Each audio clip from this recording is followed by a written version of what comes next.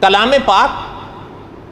یا احادیث طیبہ پڑھنے سے پتہ چلتا ہے کہ جنت اوپر ہے،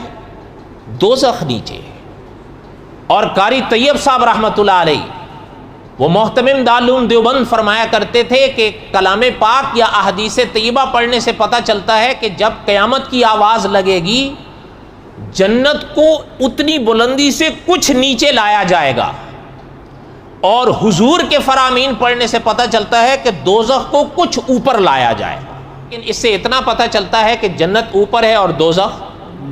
یہ بات فرما کر ہمارے ایک استاد ہوتے تھے، وہ فرمایا کرتے تھے اوپر چڑھنا مشکل ہوتا ہے، نیچے اترنا تو آسان ہے۔ اور اگر آپ احادیث طیبہ پڑھیں تو پتہ چلتا ہے کہ جنت مشکلات سے گھری ہوئی ہے لیکن دوزخ آسانیوں سے بھری ہوئی۔